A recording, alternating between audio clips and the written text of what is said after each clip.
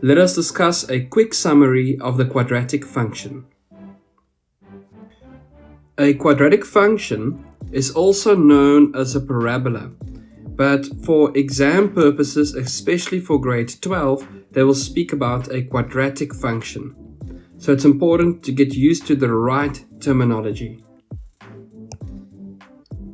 In grade 10, the basic formula that we use is y is equals to ax squared plus q.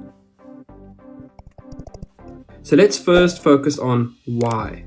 Sometimes, instead of writing y, we use f of x. This is called functional notation. And the reason why we use functional notation is because sometimes we have multiple graphs on the same Cartesian plane.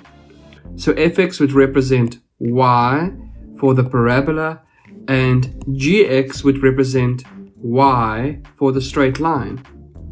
So we want to use functional notation to help us identify different graphs on the Cartesian plane. Let us talk about the impact of A on the equation.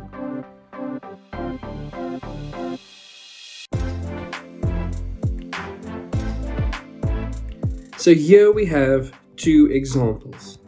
In our first example, if I start on the left and I follow the parabola or the quadratic function down, I see that I move downwards, reach a minimum value, and then I increase again. So this turning point is also the graph's minimum value. So in our first example, a is bigger than 0, and another way to say that is that a is a positive value. An easy way that people remember this is they say that it forms a smiley graph.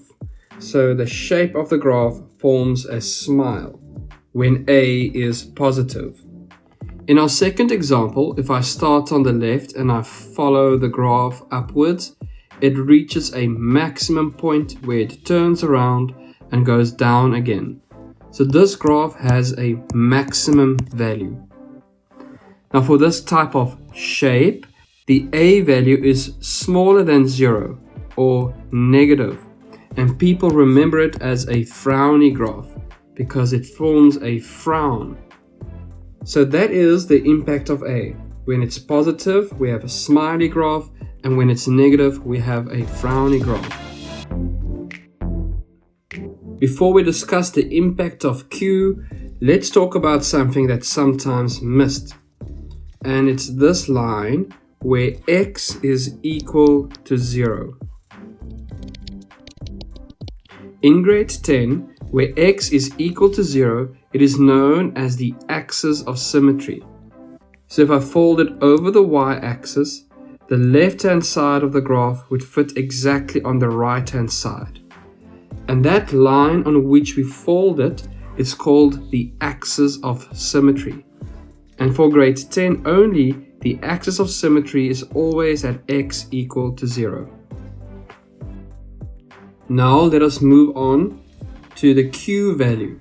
The Q value represents either the minimum or the maximum value of the graph. So if A is bigger than 0, a smiley graph, then the Q value would be the y-intercept. And it represents, in this example, the minimum value of the graph. And remember, the y-intercept is where the quadratic function cuts or intersects with the y-axis. So this point is known as the y-intercept. Q can also be known as the maximum value of the graph. Now in this example, A is smaller than 0, so I have a frowny graph, and that forms a maximum turning point. But notice it is still the y-intercept. But Q can also be either positive or negative. So in this example, we have the graph going through the origin, meaning where the x and y-axis intersect. And here Q is equal to 0. But if I move the graph upwards, we can see that the Q value becomes positive. So I've moved away from the origin. I moved upwards. Now the q value is positive because it's on the positive side of the y-axis. I can also move the quadratic function downwards. So if I move down away from the origin, q would be smaller than 0 or negative. So q can represent a vertical shift, meaning a move away from the origin, either upwards or downwards. And for more information on the quadratic function, go look at the functions playlist and find the domain and range video for the quadratic function, where I explain what the domain is and also the range for a quadratic function.